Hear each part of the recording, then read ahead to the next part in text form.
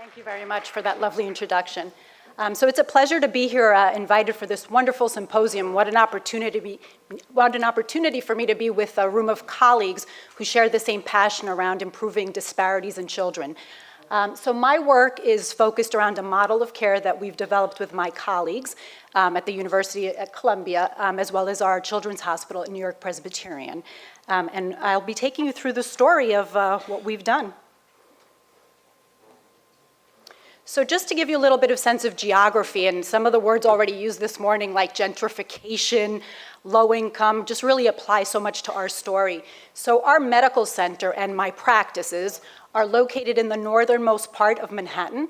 So for many of you who may have traveled to New York, it is nowhere near the tourist section. It's actually in the northernmost section.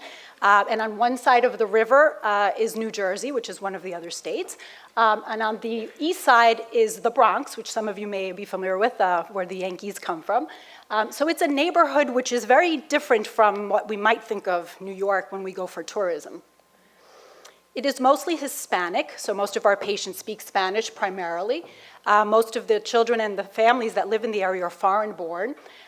They don't have a very high level of acculturation to the sort of typical New York culture, so they remain very integrated within their own community, which often leaves them isolated.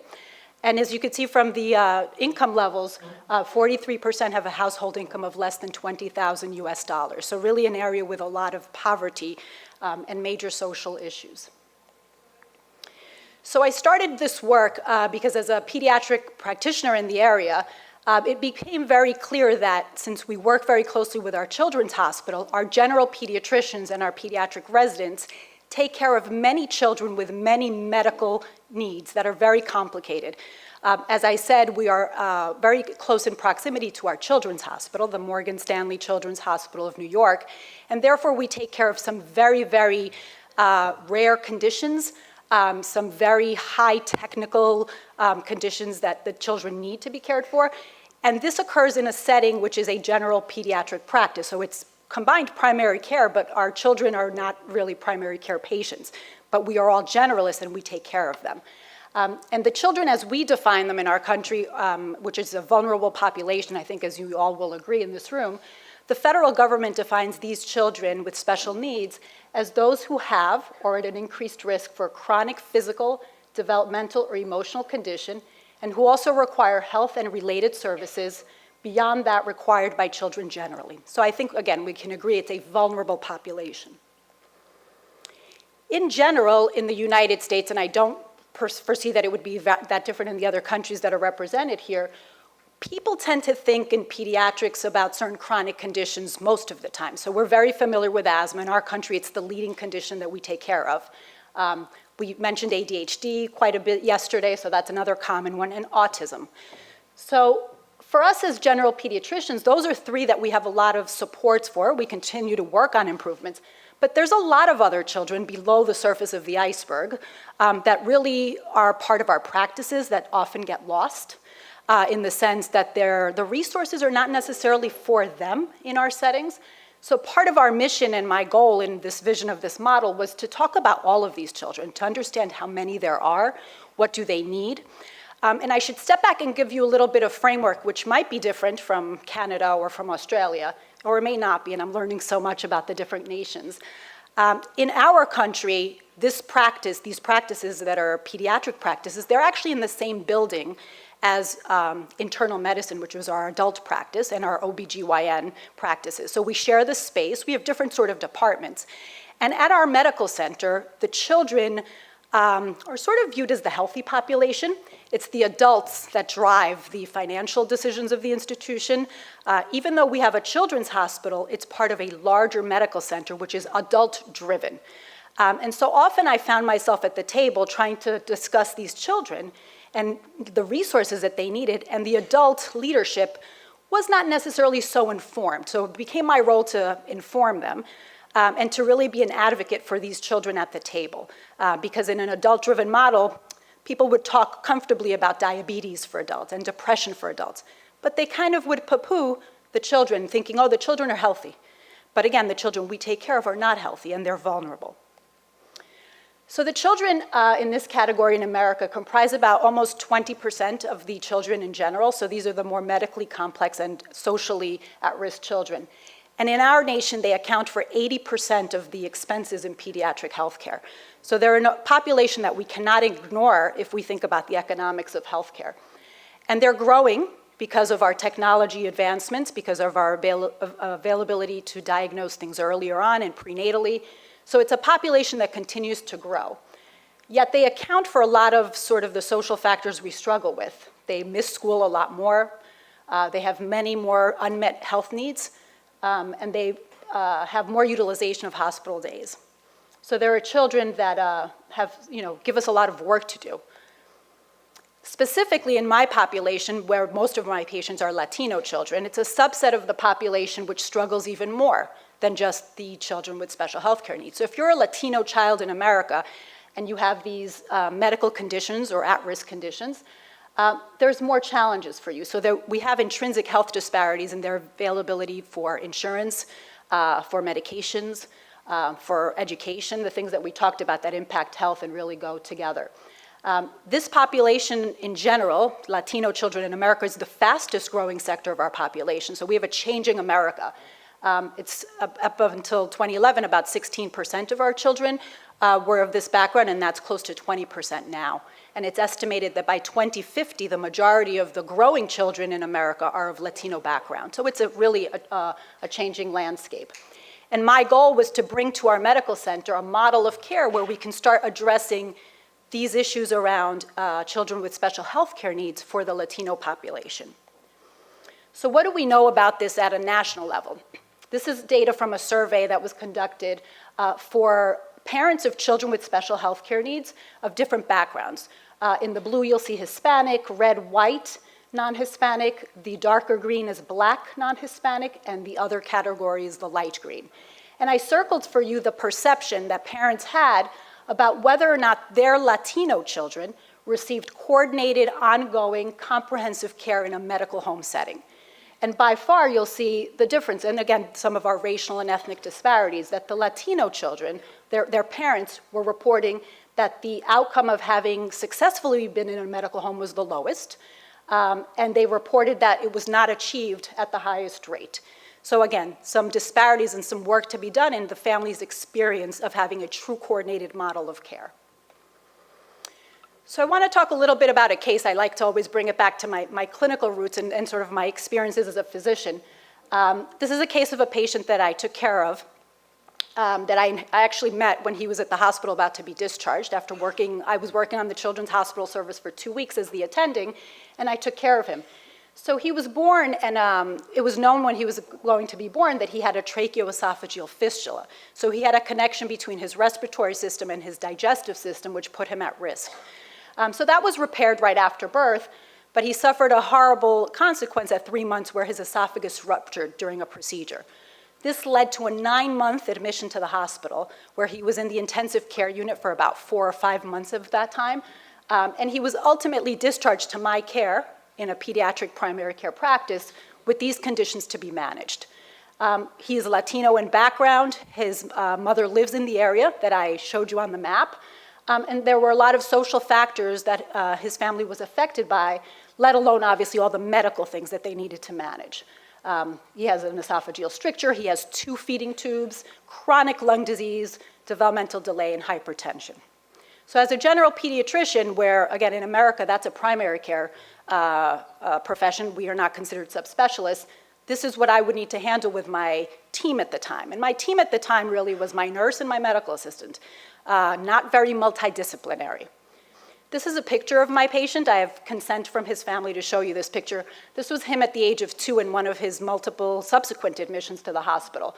So again, a level of acuity inpatient that once he was stabilized, a lot of what he suffered from, a lot of his at-risk, things that put him at risk needed to be taken care of in the community and in primary care.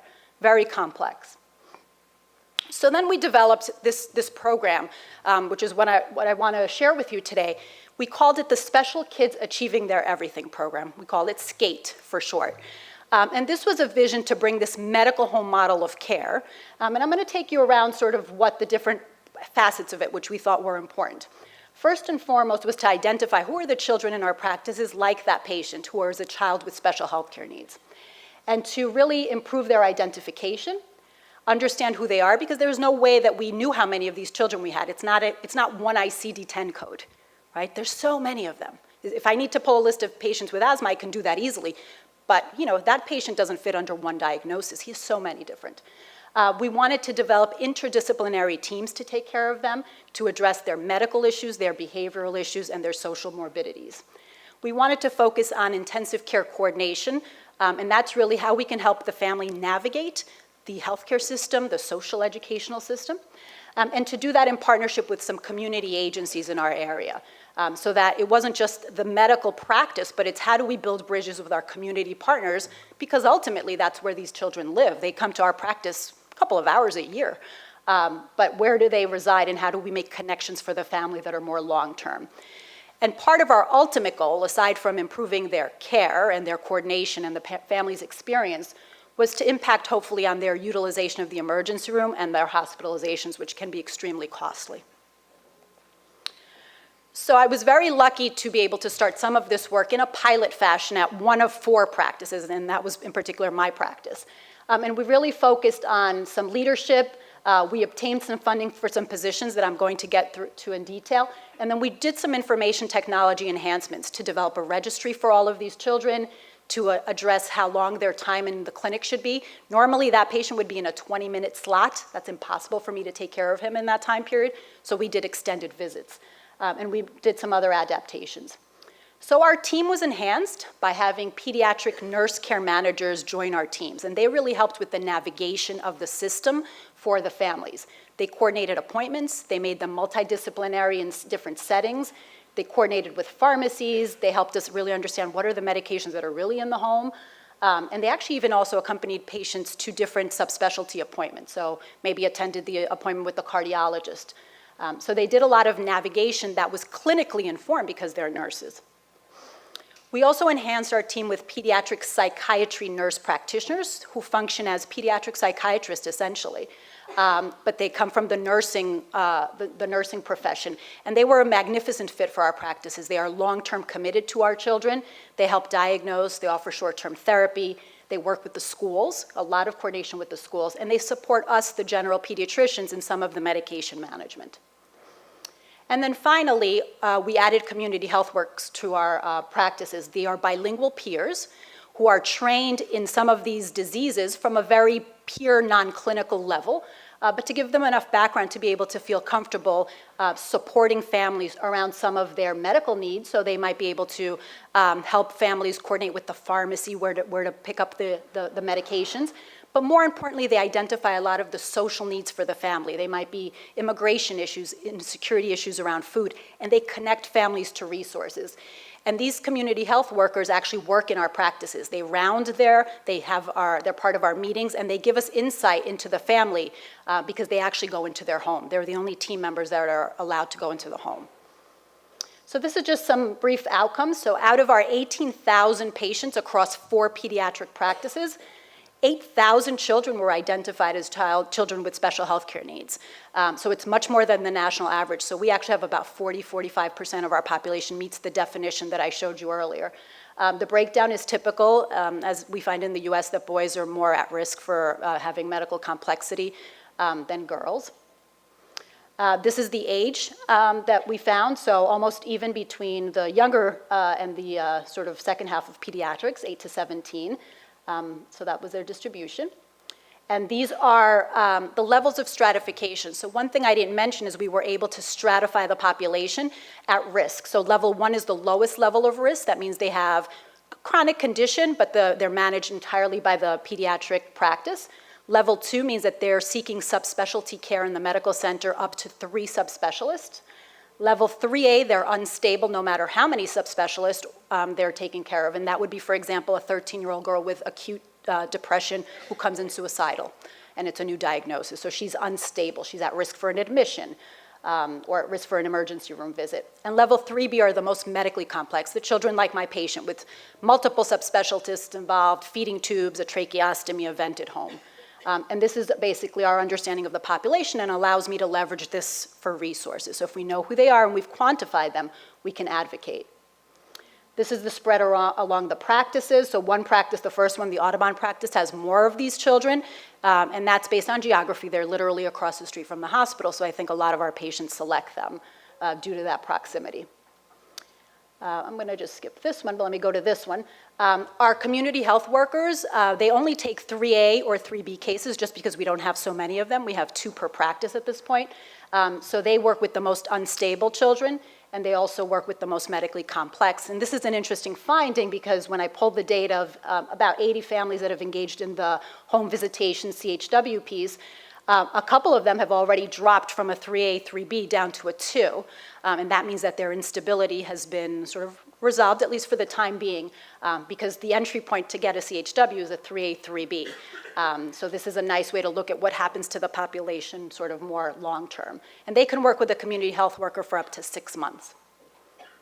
Some of the metrics that we're tracking, a lot of these are based on the CHW intervention. And then some of them are more utilization-based, which is, what's happening to these families. Are they frequenting the ED less? Are they being hospitalized less? And then we focus a lot on the family perspective. What is the impact to them? Is their stress level going down? Do they feel more confident in managing their children's conditions and navigating both the healthcare and the social service system? And these are just some preliminary outcomes. The full program has been in existence now almost a full year with all these comprehensive team members. You can see that the CHWs have referred mostly to things like housing, English as a second language, some of the things that really affect families' ability to focus on the medical needs of their children. And this year I'll be pulling data to look at what happened to the emergency room visits, the hospitalizations, what happened to the frequency of attending the primary care visits and subspecialty visits.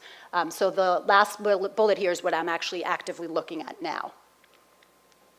So in summary, my lessons learned, really first and foremost to identify who these children are within your practices or your systems of healthcare is really pivotal to be able to then have the conversation and further dig deep. Also that both community health workers and nurse care managers who are really practice-based make a huge difference in enhancing the family's experience. The anecdotal feedback from this integration has been phenomenal. And also to be cognizant that the medical home model needs to adapt over time. So we've adapted to some of our Medicaid reform opportunities for funding, but it's an ever-changing landscape. Healthcare in America, as many of you know in the media, is a big topic. So I don't know what the future will hold, but in large part, we hope that in our state in particular, because so much is determined at the state level, these kinds of programs will continue to have funding to really address both the social circumstances as well as the medical aspects of the children's care. And I will end with that, and we'll look forward to the panel discussion. Thank you.